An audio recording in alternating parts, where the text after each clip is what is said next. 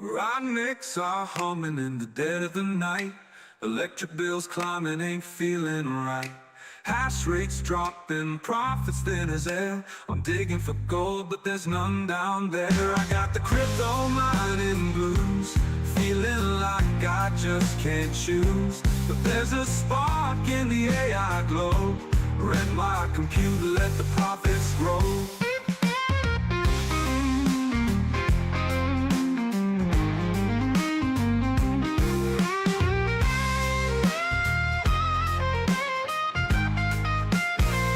Once I was king with my GPUs, now I'm stuck paying the power dues. Every coin I mine feels heavier than lead, but I hear whispers of a future ahead. I got the crypto mining blues, feeling like I just can't lose. Switch my power to the AI flow, turn this burden into a glow. I see the light, it's flickering on. AI's calling my machines to respond. No more digging in the blockchain dirt. This pivot might just heal the hurt.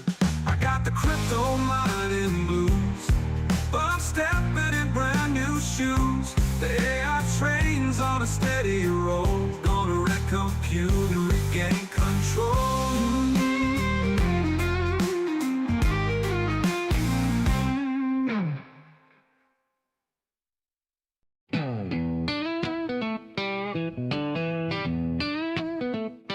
I was digging deep in the digital ground,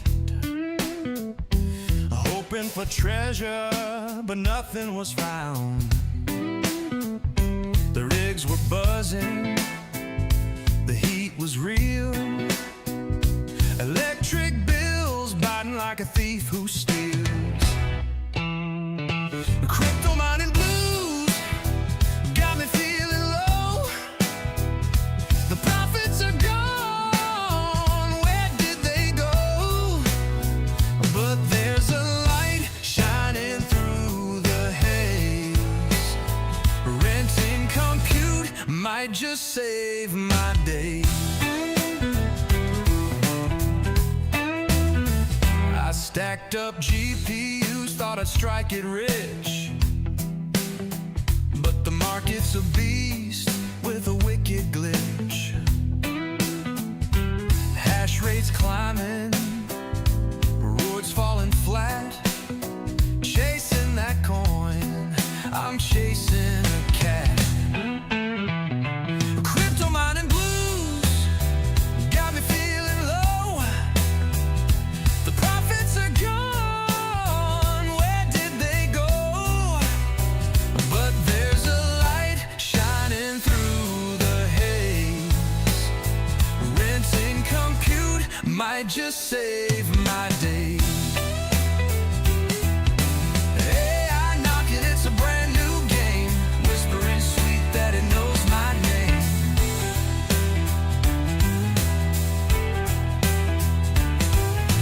Ran out the power, let it learn and dream. A smarter hustle, a brand new scheme.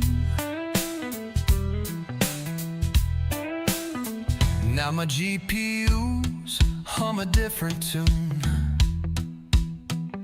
training models under the cyber moon. No more digging, no more feudal race, just AI visions lighting up the space.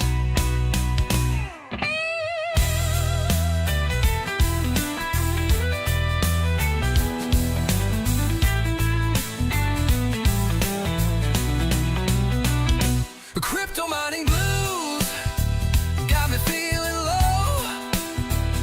The profits are gone, where did they go? But there's a light shining through the haze. Renting compute might just save my days. Now my GPUs hum a different tune,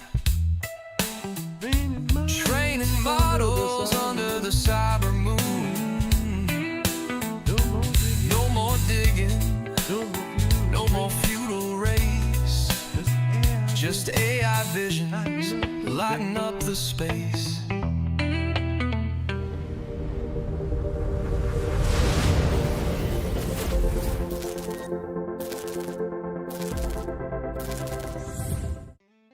Howdy, howdy, howdy. Happy Saturday night to you all. Happy voltage drop. Good to see you all. Let's see. I know there aren't too many people in here yet. I delayed it until 8:30 because my daughter had a ensemble recital type. Anyway, it's hard to not call it a concert because it's a punk group. So yeah, solo. It was fun. It was a lot of fun. She really, and I could really tell she was enjoying herself. So basically, we took a quick, not really a quick, but hour and 10-minute drive into the city, watched a 30-minute concert, and then drove back out. So got home a little bit late, got home about 15 minutes ago, shoveled down dinner, and here I am. And I should be having a guest at some point tonight. We will see. But appreciate you guys all for being here. We have Turtle Tech 22, Quick Hash, Mr. X625, and Integra Guy. And there are a few other people in here that haven't said anything yet. By the way, with this mic, I figured out it can be a little quirky when it's connected. It's actually a wireless mic. So I basically went on the internet, of course, as we all do, like looking to see what people had to say about it. And I guess it's very particular on the cable that's used, and it can lose connection very easily when it is hardwired. But right now I have it set up as wireless and seems to be working okay. We will see. I don't have the app on. In fact, probably should put the app on. I'll see if it makes my voice sound any different, because I had done something there. Where is, I had to restart my computer yesterday, and I swear to God, the last update of Chrome is just horrible. Absolutely horrible. Yep, there it is. Yep, and on that, and yeah, there we go. I don't know. Did it make it sound any different when I did that? Let me know. I don't know if it just defaults to it until you change it or what. I don't know if you have to be in the app in order to do it. So I'm still learning a little bit about this thing. But anyway, let's see who else showed up. We have Scotter 007 and Northern Crypto and Tech. Good to see you people. So yeah, I hit $1,000 in a week with my VAST rigs. It was definitely a good week. I haven't really looked at demand in general, so I don't know if it's just the fact that I'm being a little lucky or that demand is just that strong. I don't know. But I will say, so I got a bunch of things to talk about. The other thing I wanted to talk about tonight was, so got up on every Saturday, just like I do on every Saturday, but I had a specific task in mind.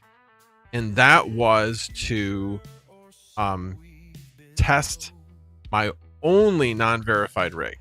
So basically test it from another rig that has VAST CLI installed and run that test and see if there was anything showing is wrong. Except I couldn't get, so in order to do that, I got to go into my Ubiquiti system, because I got like, okay, well, wait a minute, what was the IP address? Couldn't remember it. Well, that's all right. I'll just go into network and bring up my clients. Try to go into my Ubiquiti. Networking is not working at all. I mean, it's working. The actual router and switches are working, but the application, the Java application, is not working at all. So I'm like, okay, what's going on here? So I'll go into a little bit about what I did to troubleshoot that, what changes I've made. Yeah, there's a whole story to that. That was like about right around 3 hours of my day was doing a whole bunch of things having to do with that, working with AI, trying to figure out what was happening with it. But right now it's running cool. The router's running cool and everything seems to be running okay. Yes, there was one problem client that I currently have. Let's just put a short leash on. I basically throttled the connection down to 100 megabits per second, up and down, because it was fogging everything, and I don't know what it was doing, but that is way overboard. It also had over 8,000 connections from that one machine, which was 8 times any other machine I have. So yeah, it wasn't good. My router was pegged at 100%, and it was getting toasty, real toasty. So I'll talk a little bit more about that in a little bit. So how are you guys doing? What's the electric cost for $1,000 revenue? So my electric cost is right around 10 cents. And it depends. It changes as we get to the summer. It'll actually be probably better than it is right now because I'm making more power with Community Solar, which reminds me, I do need to increase my subscription with Community Solar so that I'm basically right now it's not covering anywhere near 100%. I probably need to get right around double it, and then I'll get pretty close. But I will let them kind of decide as to how much I can subscribe to and get that 20% savings. So with all that said, right around 10 cents. So for the month, I'm right around $600 a month. So that's like $150 a week. So it's about 15%. I usually say 20% just to be on the conservative side. So, anywhere between 800, 850 is net on that. So not too bad, not too shabby. So, well, our guest is here, so I probably shouldn't be rude. So let me set this up. Say something, hobbyist, so at least I know I can hear you. Yes, he said something. I can hear you. So let me get you in here. All right, let's. And there he is, his pretty face. Hello. Pretty. Oh, I haven't heard that one before. I'll take it. I'll take those compliments anywhere I can. Trust me. So how you doing? Good. I am a few minutes late because I was bargaining with somebody on Facebook Marketplace. Over the last year, I've slowly been collecting Nintendo games. Okay. Ones that I just really, nothing crazy, just ones that I like, really nostalgic. Like I got like a bunch of them back here, and like I only really put the ones up that I remember from as like a kid. And I've been really looking for. I don't know if you remember the gold Legend of Zelda and the Adventure of Link. They were gold cartridges, like they looked gold. And I've been trying to find them in good condition, and some guy locally has them, so I hit him up and was like, hey. So I was talking with him about buying them tomorrow from him. So those in chat may remember, but yes, they a little nostalgia for me for sure. Yes, us old guys call it haggling. Haggling. Yes, that's right. Did you by any chance see there was a Linus Tech Tips episode where one of the guys was moving out of a particular house that somebody says you have an echo in chat, by the way. I did. I think I fixed it. Oh, you fixed it? Okay. Yeah, I muted it in here. You guys can still hear me though, right? Give me a thumbs up or something that you can still hear me. I'm pretty sure they can. He fixed it. Okay. But there's a guy who lived at a particular person's house. If you do find this episode, okay, look at the garage. Look very closely at the garage. You might recognize it. Oh, okay. All right. I like it. Anyway, but he had just tons and tons of games, and he asked Linus for help in getting rid of his hoarding. And so they made a deal as to what he could keep, how many, and so they had like a point system. And it was, like I said, it was all like different generations of games. And yeah. So he basically sold probably, I don't know, probably at least 80% of what he had. It was probably close to like 90 to 95. Nice. He had a lot. That single car garage, hint, was was filled to the brim That's funny. with funny. stuff. Yeah, I just over the last year have just been like, oh, this kind of be fun, and been slowly been adding to it. And I have a bunch that I'll end up like selling off, where it's like, oh, like these aren't in great condition, and like, oh, I find one in better condition, so I'll sell the other ones type of deal. So it's just something fun. Like I have my original Nintendo up here, I have my original Zapper gun over here on the wall. So like, it's a lot of fun. It's a fun stuff in the background that I enjoy. So that's what I was doing before jumping in. I mean, that's cool. We all know some guys have really jumped into Pokemon like head first. Yep. And I think things like this where you're collecting. You're a collector because you appreciate it. Like if you look at like Chump's videos, he appreciates them. He's a collector. Yes, it's great when he scores something just like out of the blue and everything, but he actually really appreciates the cards for what they are. And I think as long as you're doing that and not investing money in something that you have no idea whether it's going to have any value come Oh yeah, I mean you could go crazy with like these Nintendo cartridges. Like you can send them out for appraisals, and same thing, very similar like Pokemon, and getting them in different, and that is no interest there. I'm like, listen, I just like to like have like the fun ones in good condition on my shelf. Yeah, nice. So so that is what I was doing just before jumping on. Got it. So anything exciting happened this week?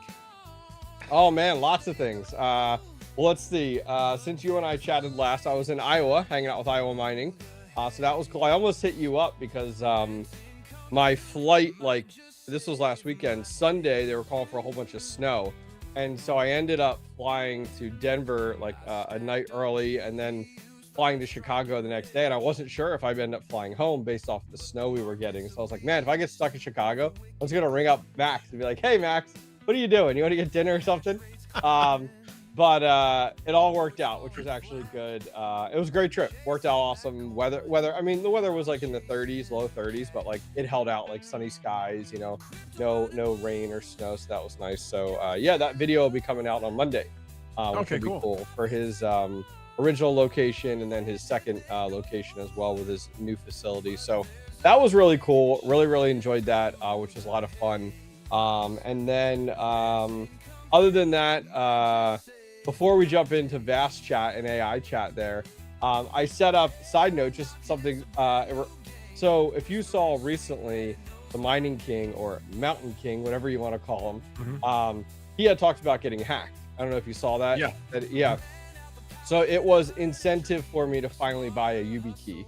I was like, man, I've been wanting to get one for a while now, and so I ended up picking one up, setting it up tonight, and actually ended up removing my phone number from all my Gmail accounts and everything like that, just because there's so much you hear out there of phone number spoofing and things like that. So I actually did some reading and found like, hey, like, do you need to remove it? And most people are like, well, it's like you put the great analogy was like you put a steel door in, right? So that no one can get in the front door, but then you leave the battered old like wooden back door still in place. And it's like, even better, it's the backup key. You put in this like steel door that nobody can get through, but you leave the safety key in a very obvious hiding spot. Everybody will know to look.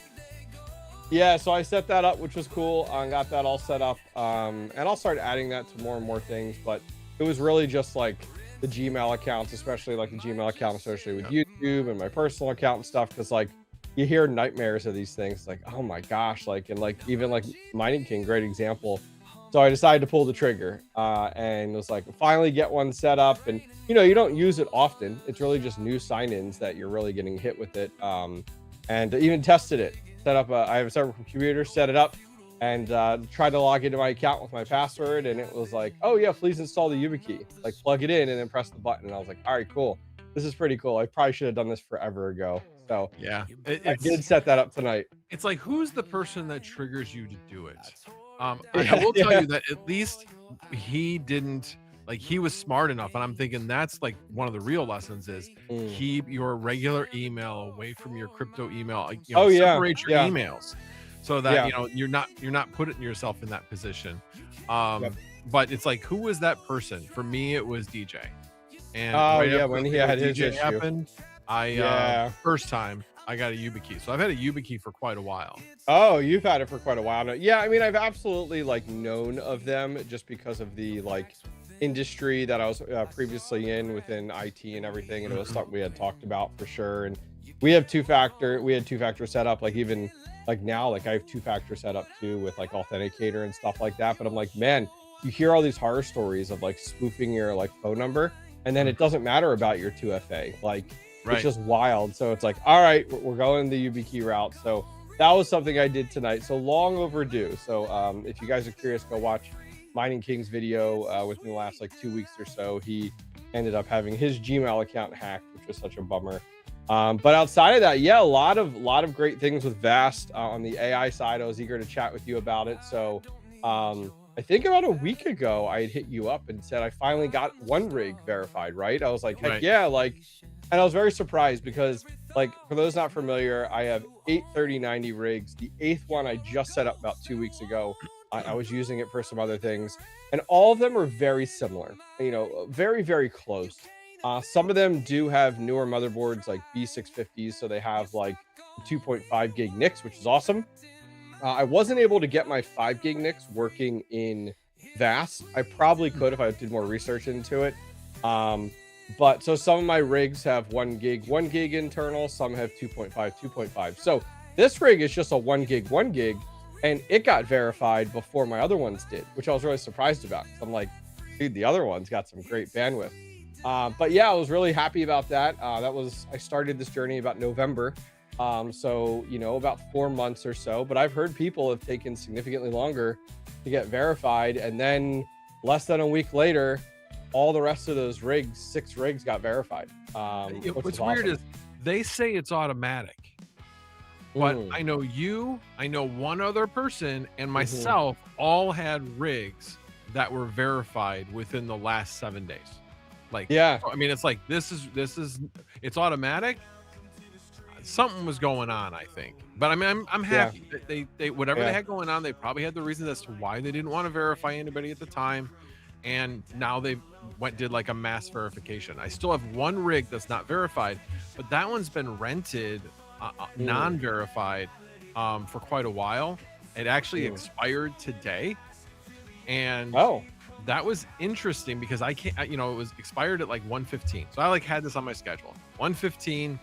Get in there, start doing this. So 1:15 came around. I'm like, all right, well, let me go into my router, go into Ubiquiti Unified Network, and let me see what the IP address is. Network's not running.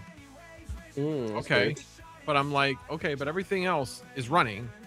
But then I'm like, all right, let me go to my router and see like what the CPU is. It's pegged at 100%. And the display says it's at 60C. And I'm like, weird. Okay. So it's a little bit of a long story just to warn everybody. Then I'm like, okay, something's not right. What is going on? So then I went into AI, I went into Claude and started asking, giving him the scenario, asking questions, whatever. So it was one, and it was actually one of my most recent verified rig. What had over 8,000 connections to it, and it was just pegging the bandwidth, like absolutely pegging it. Yeah, that was weird. It sounds like it was being used for like a botnet or something like that. It was not using the GPUs. I will tell you that. It was basically and this is the thing. It only had a 10-core Xeon processor that it was running with. It was pegging it at 67%, but I'm pretty sure they were using it just for the bandwidth, kind of like bandwidth sharing. For some reason. Interesting. And I have that one set up to basically be a VM, and they were renting it via a VM, not via a Docker container. Okay. So I couldn't totally see exactly what they were doing. I only saw that the VM, the QEMU X86, which is what was telling me that it was a VM. So I then did a couple of things. One is I went into the port and moved it from a 1 gig port down to 100 meg port so that it would force it to go to 100 meg. Now, what's interesting though is it won't actually do that until you unplug and replug it in. It has to like retrain. And so once I did that, then it limited it, and then the CPU did come down. The other thing was that again, just when you're troubleshooting something, you can find not just the thing you're looking for, but you can find other things that are also problems. So my boot partition on Ubiquiti, because I SSH'd into my Dream Machine, that was full. I was at 93%. And they're like, well, that's weird. And then I said, okay, here's what's using it. There was a backup a software load that was taking up a lot of space. So once I asked a lot of questions, is it okay to delete this backup? And they're like, well, have you backed up your actual configuration and everything? I'm like, yes I have. And he's like, no problem, you're good. Okay. So I deleted that. So I got that down from 93% down to 47% usage. Didn't seem to change anything, but at the same time, it was allowing network to actually get closer to loading in. And then finally, I was just like, you know what? I know it's this new one. I still had an SSH session to it. So I was like, do these match up? This 206, which has all these connections, is that the one I'm still connected to with the new one? Yes, they matched. I'm like, okay. So I went downstairs, unplugged it, and immediately everything started to drop. And I actually never had to actually reboot the router. It just finally got back into it got caught up. But all of this started at 8:30 in the morning. So I have no idea why. It had been pegging before that. So what I'm kind of wondering is if it got into a mode where the CPU had enough. Because the other thing I found out in going through this, because they were like, hey, I asked them, I said, is there any way that I can manually turn on the fans in the unit? And they're like, yes, you can. And so they told me, and I'm like, this is on the Dream Machine. This is the Dream Machine, yeah. Okay. So then I went in and I said, well, let me check to see what the settings are. And the second fan I had set up on at 89 out of 255. So it should have been actually running. And the first one was set up at 0. Don't know why, but they were both set manual. So they weren't automatically ramping up because I had set them at a higher speed earlier. So then I went in, changed both fans to be 100%. Only one fan would run at 100%. So evidently I put too much power, I'm guessing. So I ran the one that's number 2, which is the one that is the cooler specifically for the CPU. I ran that one at 100%, and then I slowly brought up to like the other fan up to 100 out of 255, and it ran. And now last time I checked, it's at 50C on the CPU one that you do through SSH, and then it's down to like 46, 45 on the front screen. Glad you figured it out. That's good. Yeah. So all that was like 3 hours to figure out. But I'm like, I never did get to the thing I really wanted to get to, but at least everything's back to running. And this is sometimes what happens. You're just like, well, it's funny. You were jumping back a little bit. You had mentioned about a bunch of people getting verified rigs. Bill Clancy in chat had said that he had gotten some 3090 rigs verified as well, which is awesome. I mean, it's funny. I'm at 7 of 8, and that 8th one is already at 96.2%, and it's had multiple rentals. So as you had told me, like that increase, that kind of pushes that forward. Okay, so one thing you're going to want to do. So this is another thing I had earlier this week. Sure. And from what I can tell, it has to do with the order of when things get installed. So we know that like sometimes things don't go perfectly, so you have to reinstall something, whatever. Yep.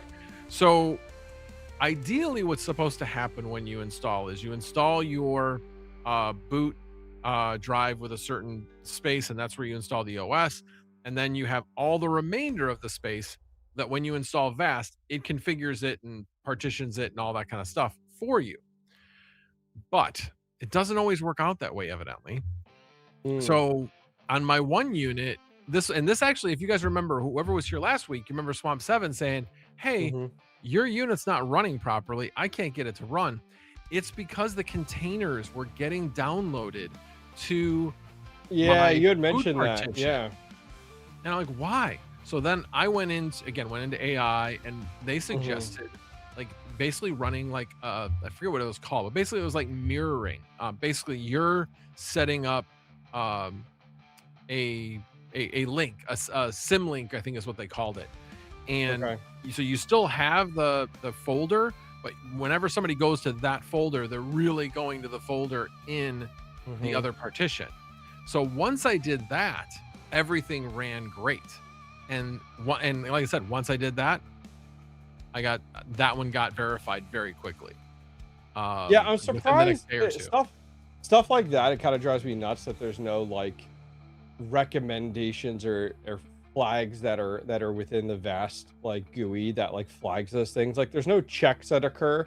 Like that would be really convenient if VAST had some type of check that runs on these. Like you know what the benchmarks run, right? It would be really nice if some of these other things ran and then just Right. gave you like a little exclamation points next to your rig, and you click on it and it talks about those things. Because like those are the types of things where, like as you had said, you didn't even know, right? And you Yeah. were just like stumbled across it, which is really, really funny. I did see in chat Fully Electric was here hanging out. And then Dakota Miner giving you a hard time about your beard. You don't like it? Yeah. It is my I won't say midlife crisis because I'm past midlife, but it's my medical crisis beard. So I like when it. I like get it. everything straightened out medically, this will There you get go. shaved off. There you go. But There you it's gonna go. be That's there good. until I get all that resolved. So That's good. not to Yeah, dwell but too other than much, that, yeah, yeah, not to other dwell too than much on that, it. I was just gonna say that yeah. Friday I had my MRI. Don't have the results yet. Mm, This is the okay. MRI for the prostate. So we'll see. Okay. Pretty sure I looked at the pictures and I see something. So Medical Max, we'll have to find out. Put it through well, WebMD, you know what I mean? yeah, and that's the thing is like they've got videos on how to read these and Mm, like this is what you look for and like, oh yeah, it's always tough. yeah. So anyway, but You could I have should get it on just Monday. take it and throw it through AI and just be like, okay, can you Yeah. identify, you know? That's what I did. That's exactly Yeah. what I did. Yep. I was like, yep. well, I see this, and let me take a screenshot of that, load it into AI. So I took 4 Oh, got screenshots you. that seemed very suspect, and they're like, yeah. Well, and of course they give all the disclaimers. They have to. Yeah, that's right. So, but they're like, yes, and so basically anybody that might be familiar with it, they were guessing anywhere from a score. There's a 5 level score. Yeah, that's what I thought. Yeah. And so 5 is the worst, 1 is the best. They basically ruled out any chance of it being a 1 or a 2. It's going to Okay. be most likely a 3 or a 4, but it could possibly be a 5. But if it's Mm. a 4 or 5, it's still the same procedure. Got Get a you, biopsy got you. at that point and Sure. then decide the next thing Sure. to do, whether it All you be, can do, Yeah. wait, right? All you can do is yeah, wait. hurry up Yeah. and wait. I hate waiting. Well, That's the I worst can't part. stay super long tonight. I have to Okay. go pick up my son. He's at a Boy Scout event. But I'll be on for maybe 10 more minutes or so. Okay, He cool. just text me. I was expecting to be on longer, but he just texted me, said they were wrapping up. But Yeah, no worries. yeah, No so worries. so on the VAST stuff, yeah. So it's been nice to be able to bump up my pricing, which is cool. It's still not anything insane, but it's like, okay, cool. Like, you know, these 3090s were like a great proof of concept for me. And it's worked out well. So next week, thinking through my content schedule is when I'm finally going to build that 3-card 5090 rig. So finally kind of get to step into the deep end here with the big kids. So that'll be great. I'm really looking forward to it. You know, especially getting that. I'll have to see. That's probably one I'll try to see if I can get that 5 gig NIC to work, only because it's on that super micro board. So like, you know, that's only probably going to have a gig connection anyway. So it's a 5 gig NIC, but what are you plugging it into on the router or switch? I think. Oh, it'll go into the 2.5. So it'll go. Oh, okay. Yeah. So the Ubiquiti I have comes in. It comes in as 5, right, through the modem. and then it goes into the Unify, the Ubiquity, that accepts it, and I think that accepts at 10, is what I remember. Yep. So it takes it down to 5. I then have a separate switch, like a core switch that everything goes to.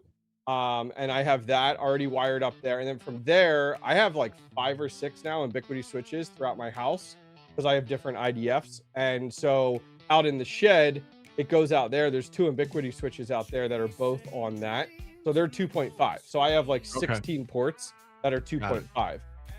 So then it's being handed to the machine at 2.5. So even though the NIC's 5, my internal is only going to support up to 2.5.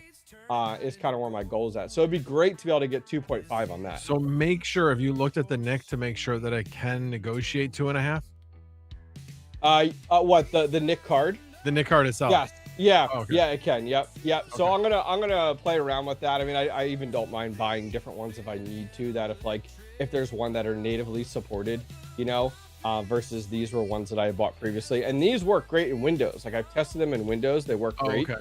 So I might have to find either if there's some drivers I have to install, whatever, or if it's like you just buy something that natively is supported by Ubuntu or whatever, or Linux, then I'll be good to go. So yeah, we'll see. It'll be nice to get that rig up and running finally, after having all the hardware for months now, which will be nice.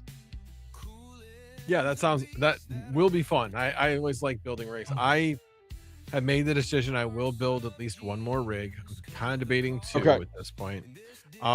Just single GPU rigs, because I've got a 4090 that's on salad, which was done because I had more 5090s and I knew I'd make more with the 5090s. I'm like, well, should I sell the 4090? Yeah. Should I put it on another rig? I'd like to put it on another rig at this point.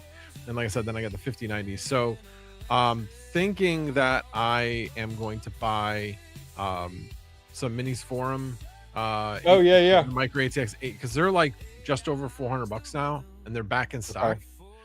And now they're the 8000 series 16 core 32 thread processor instead of the 7000 series, so a little bit of an upgrade there. And I was able to find a 96 gig kit of DDR5 for $700, which sounds really expensive, right? Well, if you look, most of them are over 800 or even 900 to 1,000 for that size kit. So I figure with the amount of savings I'll get on the motherboard CPU combo, I already have a drive that I can use. So at least one of them I'll be able to get up and running. I cannot really think that the salad rig I have running with the 4090 is going to work very well with VAST. It's the old Zotac motherboard. No, I take that back. It's a D3, but it's running with a 7th gen i7 processor. So it's 4-core 8 threads. 4-core 8 threads I don't think is going to do very well on VAST. So they're looking really at this point, they like to see at least 8 cores and something more recent than something that's like 10-12 years old. So I'll probably eventually move that on to another rig as well. So we'll see. Definitely want to get the 5090 up running first.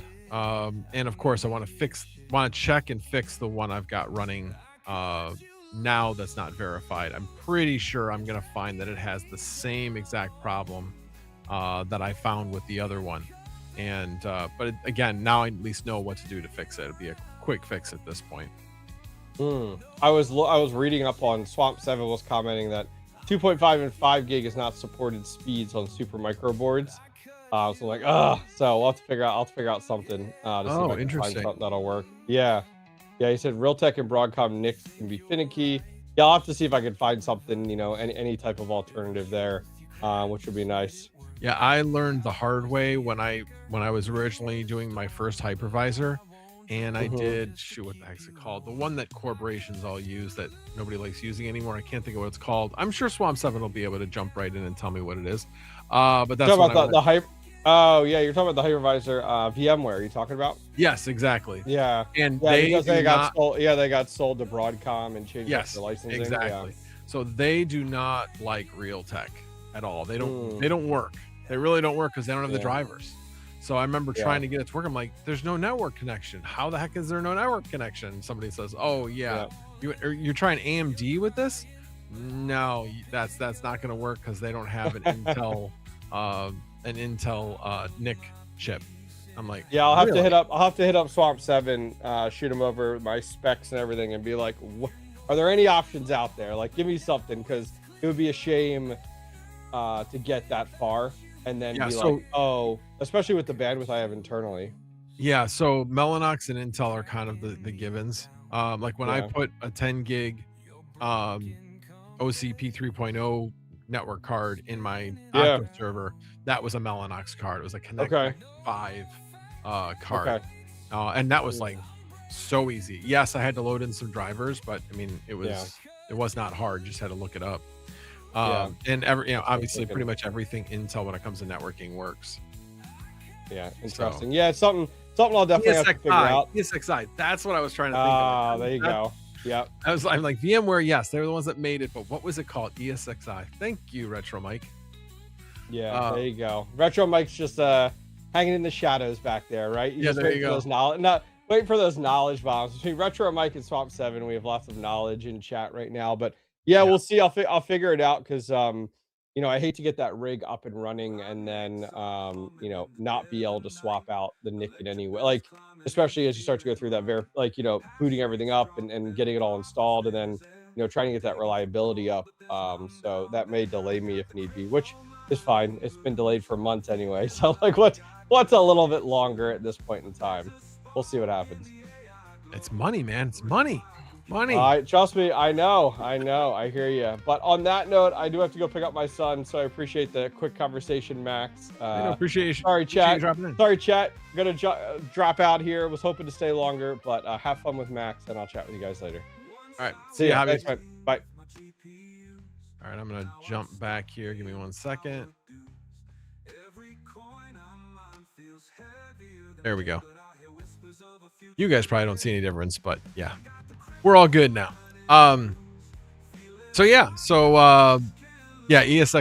I tried loading ESXi. I'd gotten a free copy and tried it, and then somebody told me, well, you could set up a custom ISO, and I'm like, a what? Huh? No. That's what I'm like. I just decided to go the easy route and go Proxmox. And did, and obviously I know a lot more now than back then when I was just getting into this. But yeah, I've heard it's not hard and probably could figure it out now. I mean, when I tried that would have been like, it's probably 3 years ago when I set up that server back there. Yeah. Anyway, hey, where's my anyway counters out there? I just said it. Nobody's counting. Gaming with Smokey Dan's not here. Anyway, appreciate that answer, Retro Mike. Appreciate it. Let me bring up stream description, because like I said, I wrote all this stuff down like really, really quickly, and I'm forgetting some of the things that I know I was going to talk about. So that up. I guess the first thing is, yes, I finally hit over $1,000 in a single week renting on VAST. That was kind of bittersweet. Work sucked at the end of the week. But so that's kind of what I found out. But at least I was like, well, at least I got that.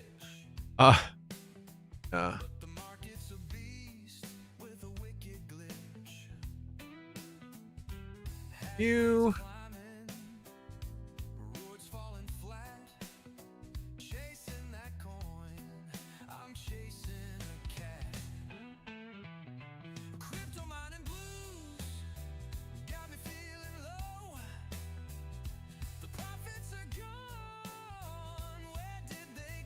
Hit audit logs by accident.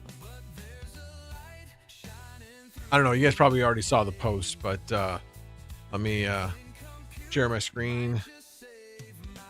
That's the wrong screen. That's definitely the wrong screen. Give me a second while I change the screen on that.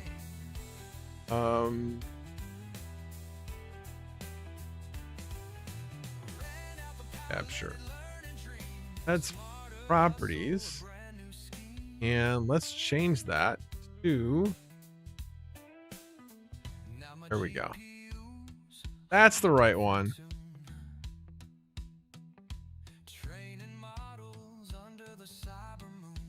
Kind of.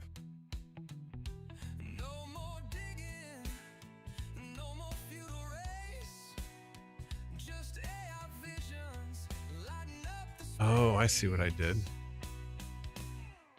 Hold on.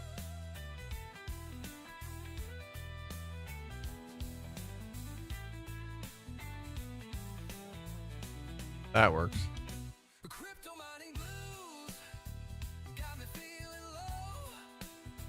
Just trying to make it look a little bit better. All right. So yeah, right there, 1,007 last week. Yeah, I was pretty darn happy with that. I had basically almost everything rented. Obviously getting 2 additional things verified helped out a lot. So we go to the machines. Everything's verified except for this one lone one. It still hasn't changed my average speed. But if I go into my router and I look at the speeds for that particular unit that I basically turn things out, you can notice it's 92.7 because I had it off for quite a while today because it was just, like I said, I was messing everything up.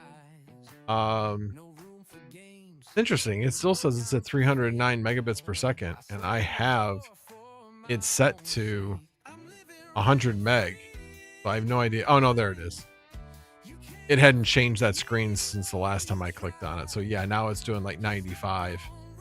Not any complaints, I guess. It's not at this point. So yeah. That was quite the afternoon. I will definitely say that. I really wish I knew exactly what this guy was doing, but I'll probably end up turning off VM on this once this client goes away. But I have this one set so that it is going to be quite a while before it goes away. He'll probably stay on here for a while, but whatever. I'm making decent money on it. I have increased my bandwidth price on it because like if that's what people are going to do with these 5060 Ti rigs, not really even use the cards but use the bandwidth on them, fine, then I'm just going to turn down the bandwidth on them. I mean, if they're going to abuse it, I mean, use it for what it's there for, not bandwidth sharing. But anyway, I've only had that happen once. So, and I've got, like I said, I've got everything under control. Oh, the other thing I was going to tell you guys, like I said, I turned up the fans and now it's running really cool. The other thing I did though also was I have my Dream Machine on a shelf, which means it doesn't get a lot of airflow underneath it. It does now get a lot of airflow underneath it because I propped it up. So now it's got plenty of space for air to get underneath it. So, but it's not in a hot room or anything. I think the biggest thing was that the fans just weren't running. So now that the fans are running quite audibly, I will say, but they are now running. All right, let me bring up, I'm really curious about this as far as the demand goes. There it is. Wait, this one? Yep. Bring this one up. Yeah, demand's been growing. Very interesting. So obviously this is the Pro 6000. Sorry for the flashbang. Yeah, look at the other regular 6000, the server 6000. 5090s. 5090s really hasn't done that much. I'm more curious about the 4090s because the 4090s are much more consistently rented than they have been. 5080s, I mean, again, all this has gone up, just hasn't gone up a lot. Like if you look at where it started a month ago to where it is today, it's almost exactly the same from a verified perspective. But you can see, what did it do in between? It went down and then it went up and then it came back down to where it is now. 80s definitely have increased, but again, we're talking about, you know, going from double digits to exactly 100 rented. So we're not looking at a huge amount there. Look at 5060 Ti's. These have definitely gone up.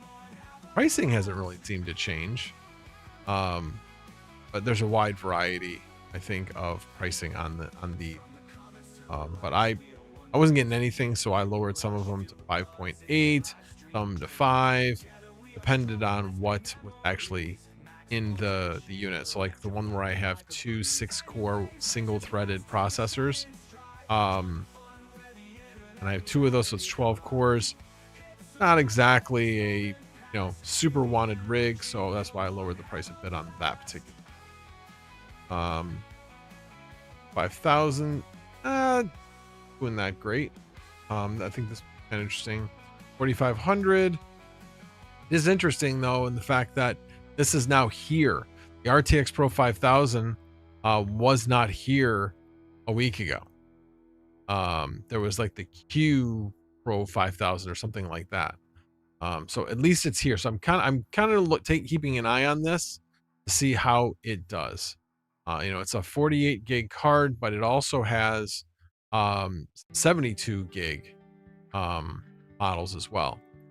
You got the 4500, which is a 32 gig card. And doing okay, but again, not that many of them. The 4000 we'll go over in a second, but 4090, yeah, you can definitely see a month ago we were looking at 2249 and now we're at 2799. That's like a 20% jump in demand, and definitely can feel that. If you look at where we're at with supply, total of 3947 versus 4069, you're talking less than 100, right? 967, 3947 to 469. Okay, a little over 100, about 120 approximately. So again, we're talking about a 2.5% gain with a 20% gain in demand. So that only, I think, will lead to good things.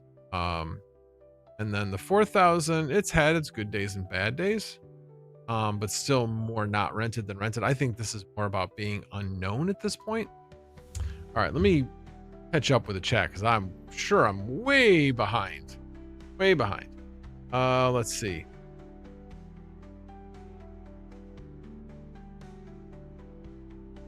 Okay, I keep seeing like an arrow up, so I'm going up and I'm going up. I think you guys had already brought that up though.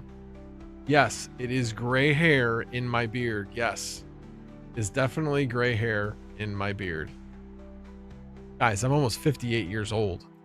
I have not have much gray up here as genetics.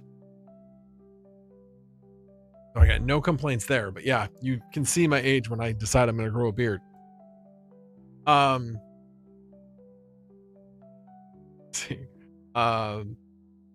Just for men. I'm not dyeing my beard. Not dyeing my beard. I think we talked about those.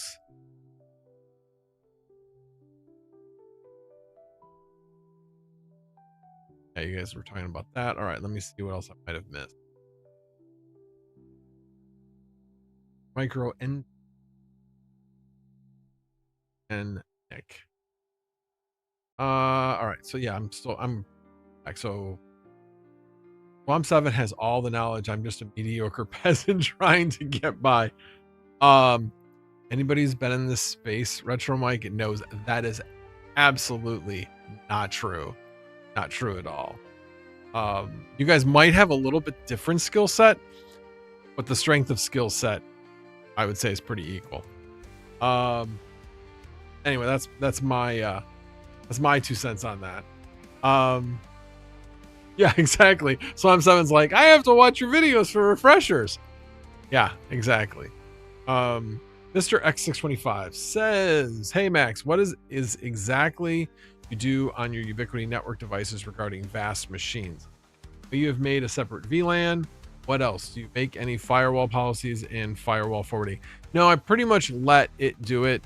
It has kind of a standard firewall, like IPS, and I forget what the other thing is, but you basically click those on and it does protect you to a certain extent.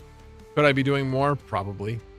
But I have not really dived in and evaluated, do I need to do more? But yeah, basically the main thing though is having a separate VLAN for all of your GPU rental devices, and then making sure that VLAN, anything on that VLAN, anything on those ports that you only have going on that VLAN. And so the only thing that those devices can do is talk out and in. They can't talk to any other devices on that switch. So that's how I have it set up. Tax talk. I was kind of gonna give that up this year, for Lent. So I've started my taxes. I have not started my crypto taxes yet. I've started my business taxes. I figured are going to be a lot harder, but I do need to get at that. That's for sure, because when things are decided as to what am I having, one surgery or two, and which one's coming first, if there's two, all that hopefully will get determined relatively quickly. And so I don't want to be stuck in a situation where I can't do my taxes and I'm just gonna have to file an extension. I did take more out of my paycheck this year, so I don't think I'm gonna owe anything. Plus I have a bunch of tax credits. One thing I will say, so a lot of these environmental tax breaks, like I put in a heat pump, well, that has a tax credit associated with it. But this year they said, yeah, you can claim that, but the company that manufactures that item has to have a specific ID of some sort. I forget what exactly it's called, but if you don't have that ID, you can't claim the tax credit. So right now, because I put in an electric panel, for other reasons, but one of the things I would have needed it for was the heat pump. Fortunately, Siemens doesn't have one of these IDs, so I'm missing out right now on $600 tax credit, unless they finally get their ID. So that's frustrating. That's very frustrating. So we'll see where that goes. I may have to just file an extension so that I don't have to do a refile. But we'll see. We'll see on that one. But yeah, it's taxes aren't looking too horrible at this point. Don't have everything loaded in. I don't think I loaded in, not that I make a lot on YouTube, but I didn't load that income in yet. There were, I think, one or two things of income that I hadn't loaded in yet. Oh, and I know I haven't loaded in. So my father's estate will get me a K1. Again, it's going to be really small, but the amount will probably be like $300 or something. Like I said, it's pretty small. But yeah, so that's as far as I'm going to go on taxes. Hope you enjoyed that, Dakota Miner. Any other questions for me out of the blue? Anything else you guys want to know? Yeah, I've already been going an hour. Holy cow. No idea it went that long. Probably only go about another half hour. Oh, one thing I did, thumbs. I did update to 1.9.10 on Salad by 4090. And back came the problems of eternal downloading. It downloads and then crashes, then downloads and then crashes. It never starts the job. So I'm back on 1.9.5, but last time I checked, I did not have a job on that machine. I'm checking right now. Oh no, this is the other one. Oh, that I will want to talk about this one too, though. Nope, still looking for a job on that one. I kind of figured. But on my 3060 Ti, it is making 4.8 cents an hour. That's incredible, honestly. I defy you to find somebody else that'll rent a 3060 Ti for that price. So yeah, I'm almost tempted to pull my 4090 out and put a 3060 Ti in there. But yeah, so Salad is good under certain GPUs. I mean, it's always been like that. If you have the GPU that they're looking for at that time, then you could be doing pretty well. But if you don't, yeah. Look to see. Now the 3060 Ti has actually gone back down to low demand. I guess I'm just on a lucky job because it says average hourly earnings are 2.2 cents and average earning in the top 25 is 3.2 cents. So I think I'm just lucky on this particular one. Nothing I would expect. 3090s though are in high demand, so that's good. You know what? Maybe what I'll do now that I think about it. So I'm waiting for this guy back here to get off of the job it's on. I mean, it's making 15 cents, but if I put a 4090 in there, make more, or a 5090. So what I could do is, yes, build one more rig. And then when that finally falls off that rig, that one job falls off that rig, then I can move a 4090 into that, put the 3090 on Salad and see how it does. I think that would probably be better from an income perspective.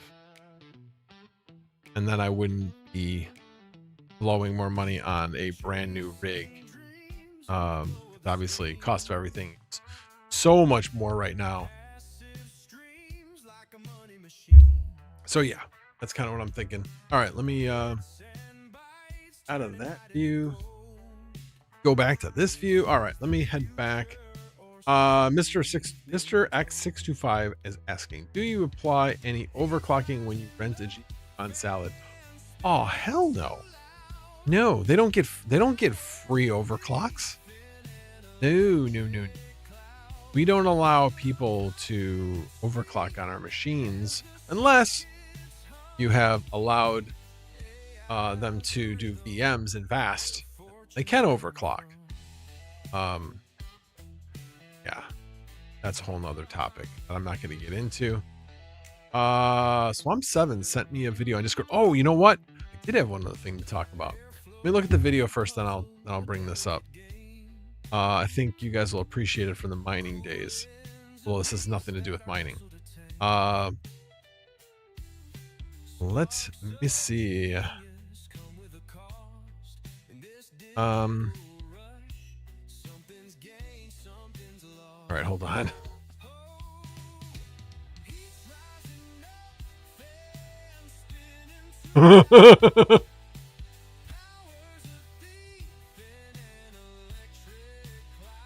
Dang, that's loud. Can I share that, Swamp7? I'm guessing you wouldn't have sent it to me if you weren't going to allow me to share it.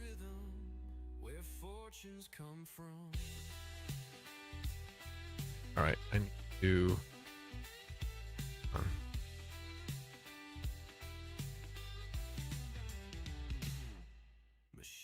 Yeah, okay, I figured. Do this. You put the sound on. Let me make sure. Desktop audio, I gotta turn that on. All right. Now let me change over. All right, let's play this video.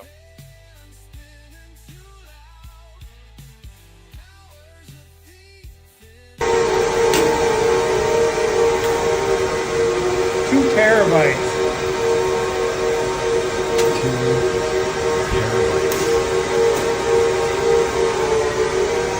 That's a lot of RAM. Those are all 64 gig sticks. Yeah, that's some money in there. That's some money in there. By the way, it reminded me of a movie called Better Off Dead, where the paper boy says, "I want my $2." I want my 2 terabytes. Want my 2 terabytes. If anybody gets that reference. I should actually make a poll. Who here has heard of the movie Better Off Dead? And if you have, then you know who starred in it. So tell me, who was the star of Better Off Dead? Somebody's got to know that here. Somebody's got to know that. And don't look it up on the internet. Don't cheat. Do not cheat. So $10,000 worth of U.2 NVMe drives also. Oh, yeah, but as you can tell, he's got his set up in a location that is not just a basement. More purpose built. Yeah. But it's always nice to know how the other half lives. Definitely nice to know how the other half lives. How many GPUs are in that? Or is this like a node on the network? That was another thing that was real interesting. I should actually I didn't want to do that. Kinda. And then here, go to run pod. There's really good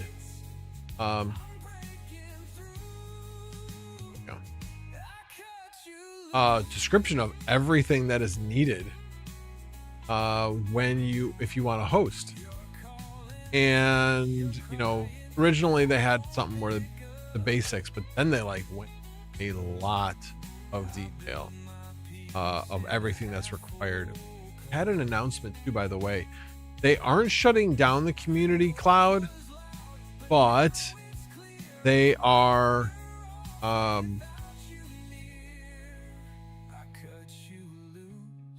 they're not shutting down the community cloud, but they are stopping anybody from being able to add to it.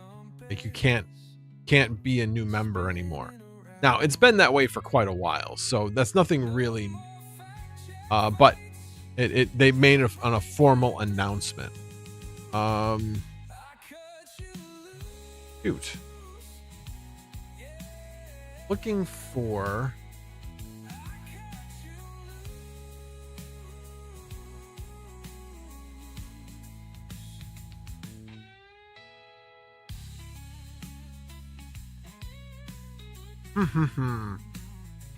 It was a link from their announcement, so that's why I would wanted to see articles. Press. I think.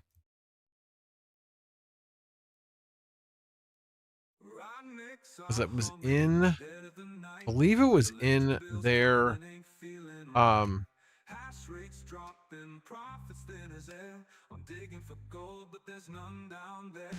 Mr. X making moolah. Yep. No, he is not on VAST. Well, I mean, not saying he doesn't anything on VAST, but that's not his primary thing. You can't go to the extent of what he's going to, and right, found.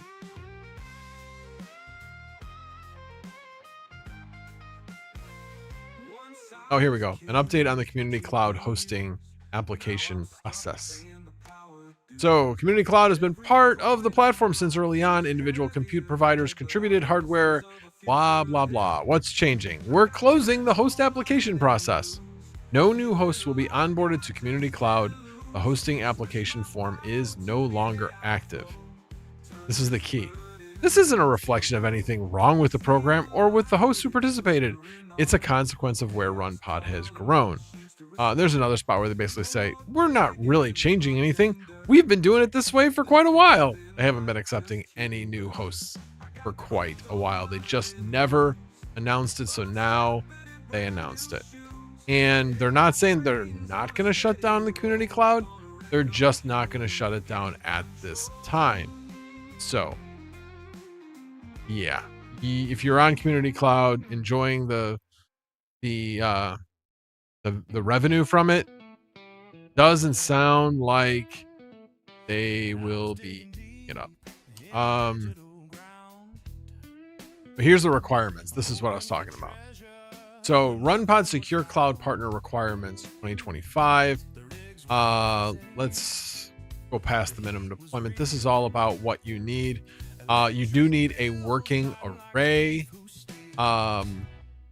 There's a storage cluster requirements. Oh yeah, you have to have a storage cluster. You have to have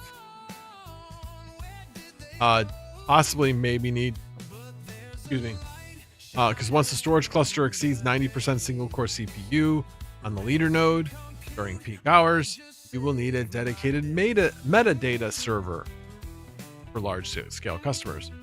CPU server requirements. So you'll need a specific dedicated CPU server for those types of jobs.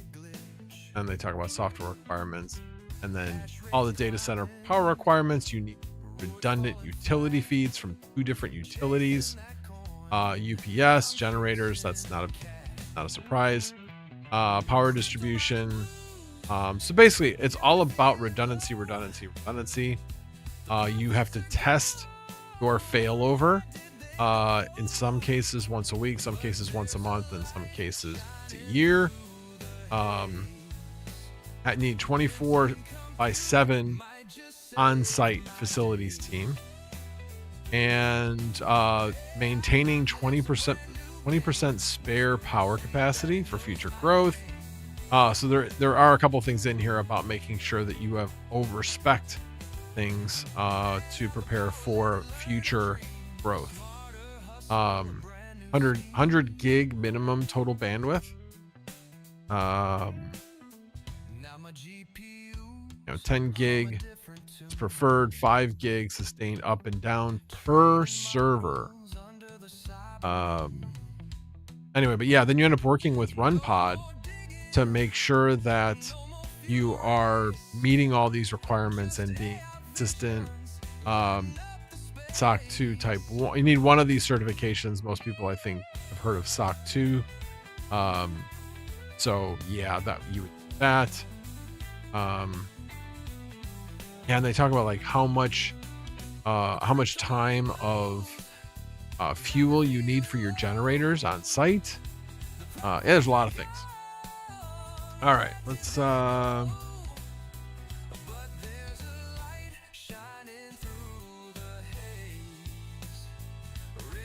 not as good as dead, better off dead. And nobody's chimed in on this. Nobody's heard of Better Off Dead. Came out in the late 80s. The cult favorite. You haven't seen it, I highly recommend it. Just for the $2 scenes. They are funny. Oh, and then the Van Halen scene is good too. Very good. That one's fun. John Cusack, by the way, who's in that movie. You say, who? Man. Got to get up on your film trivia. Not that I have any recent knowledge of film trivia now. I don't know any of the recent films. I haven't watched movies in like a really long time. All right, let me get in here. See what I had put on here.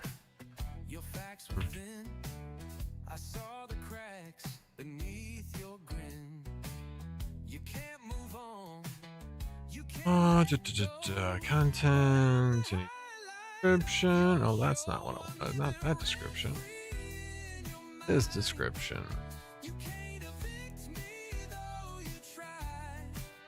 All right. Oh, that's right.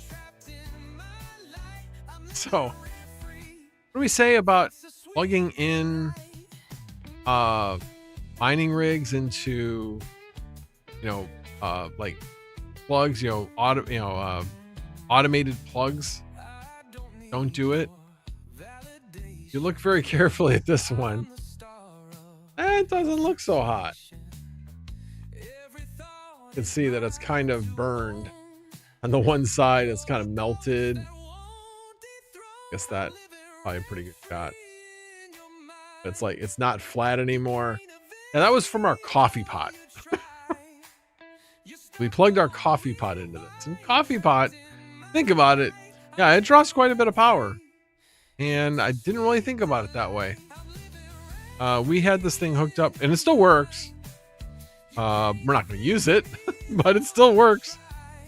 So don't use these on coffee pots. We actually, our coffee pot did just die recently.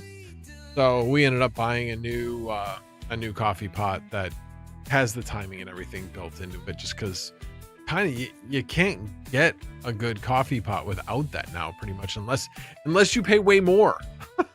We bought a $90 coffee pot as it was. So it's not cheap, but it isn't one of the SCA certified coffee pots like we had before. But it seems to taste the same. I didn't really notice any change or any difference in coffee taste. You still do need to get used to it, because this one makes 14 cups, our other one made 8. So this one makes a lot more coffee, which is nice, but we gotta adjust how much coffee we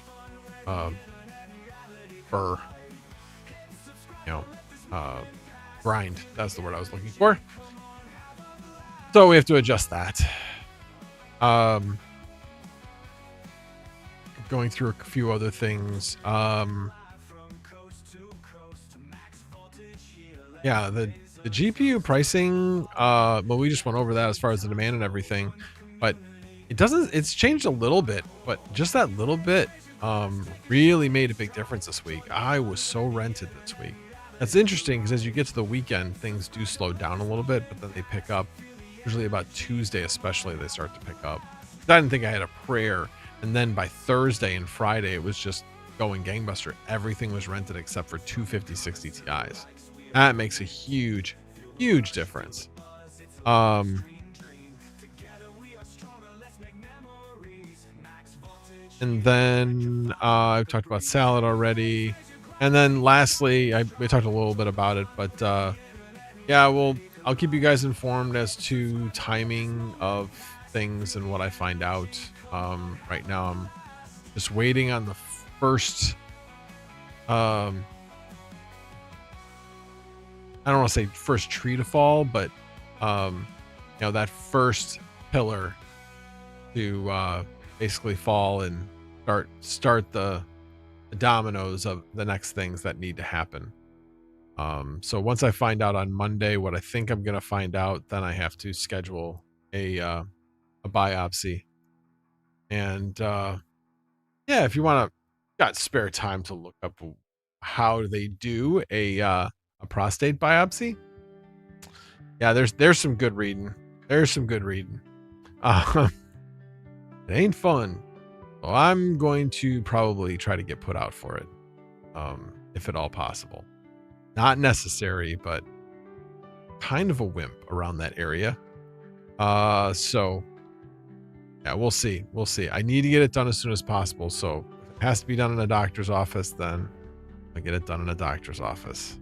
Eesh. Shivers up my spine. And then go from there. That I'm looking forward to having all of the answers regarding the high PSA result, so that we can start setting the timetable of everything that needs to happen this year. That's what I want. I hate the fact that I'm in limbo. Absolutely hate it. So yeah, we'll get this thing figured out and be able to move on and be cancer free and all that good stuff, hopefully. But we'll see. Alrighty. Anything else you guys want to talk about? Because I'm kind of out of topics, and I've been on for an hour and 20 minutes. Anything else you guys want to talk about? Oh, thanks, Mr. X. I appreciate it. I try not to. Like I said, it's honestly more of the unknown that drives me crazy. That's the worst. But once everything is set, then yeah, I mean, none of it's going to be easy. But at least then I'll know what to prepare myself for. Right now, I don't know what to prepare myself for. I was prepared. I was ready to go under the knife to get my hip replaced. I was honestly focusing on the results, not on the first week after surgery. The first week after surgery, by the way, sucks. Like really, really sucks. I mean, think about it. They're drilling into your bone. They're cutting off the head of your bone and then drilling into your bone. Your body does not like that at all.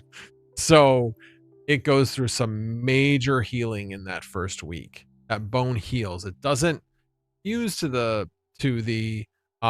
actual prosthetic at that point. It's working at it, but the first week while you have a lot less pain is because there's so much healing that goes on in your femur during that first week. And then after that, it's all about getting that bone diffused to the prosthetic, which happens over 6 to 9 months. You're about 80% fused after about 6 months, and then you're 100% fused after 9 months. Something to that effect. Sometimes it can take up to a year to be fully like fused together, where like one. But for me, since I'm not, well, let me see, when can I run my first marathon? I'm not worried about that. I'm kind of just realizing my main goal this year is to be able to walk without pain. That would be absolutely amazing. So that's what I am looking forward to this year. As far as riding a bike or heck, even swimming at that matter, I don't know what my limitations there will be. I'm not a swimmer, so that's not really a big deal, but that's more for next year, where I can start looking forward to doing that. Or towards the end of this year, hopefully I'll be able to start riding my bike inside. Probably will even be able to start riding my bike inside towards the second half of this year, depending on when the actual surgery takes place. But I was all prepared and ready to go. And yeah, then this prostate thing kind of threw everything into chaos as a result. And so gotta get that under control, figure out what's going on there, and decide if that comes first. And if it does come first, then get that done and then reschedule the hip replacement. I don't know how far out that will be. Depending on how long I have off, if I do in fact get prostatectomy, they call it, get my prostate removed. If that in fact happens, I don't know how long. I haven't looked into how long off of work that means. So we'll have to see on that. I think that one may be as short as 4 weeks though. We just have to go to work and have other hassles to deal with because of the surgery.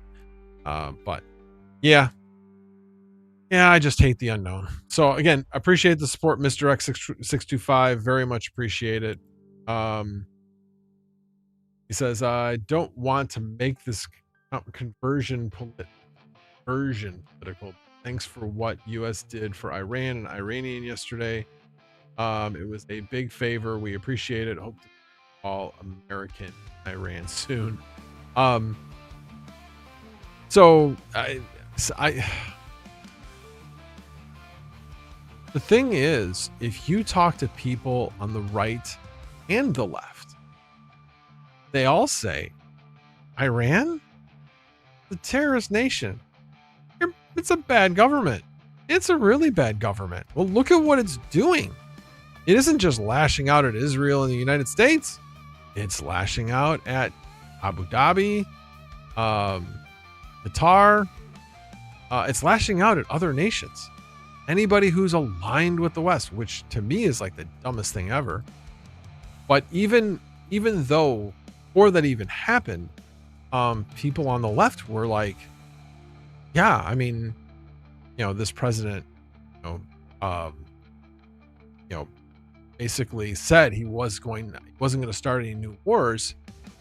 But at the same time, they're not arguing that maybe this war needed to happen because of the dangers. The fact that the first strike didn't do it.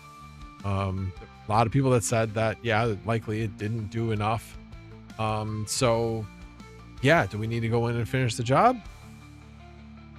Yeah, probably. I hate the idea of regime change, but there's a big difference.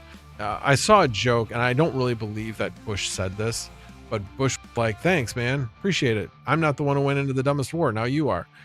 I don't believe that for a second, because with Iraq, when he went into Iraq, and again, I'm not making a case for whether we should have done it or not. I'm making a case for what the motivation was and how much different it is from what Iran is right now. Iraq, we knew the leader back then, I'm drawing a blank, Saddam Hussein, came up with it. He was a known entity, and we could control him to a certain extent, to where he wasn't going to affect the United States. Now, was he a bad man? Did he do bad things to the people in his country? Absolutely he did. Absolutely.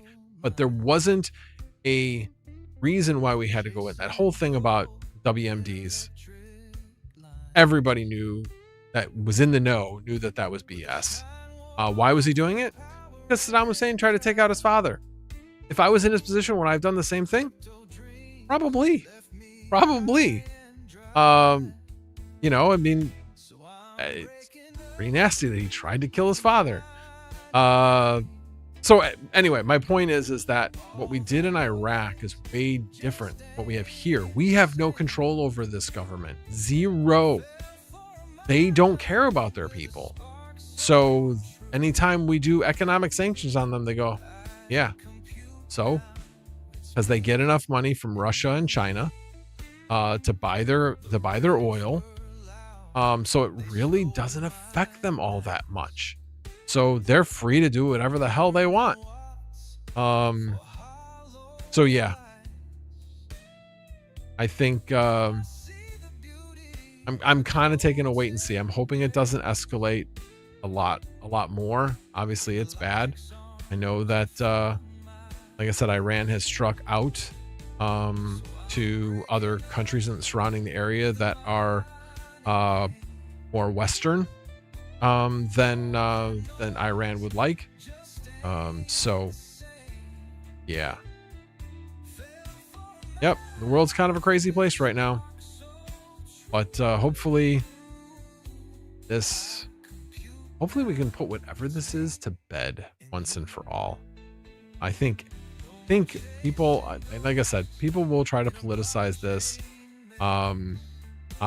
Specifically on the left. You guys know, well, it always is funny because Republicans always think I'm a Democrat and Democrats always think I'm a Republican. It's really funny, which kind of means, yeah, exactly what I said. I'm in the center.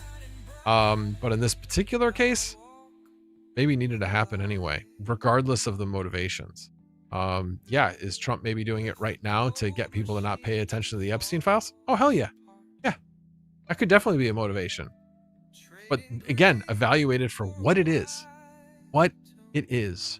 Is it a possible good outcome and maybe something that needed to happen anyway to get rid of an evil regime?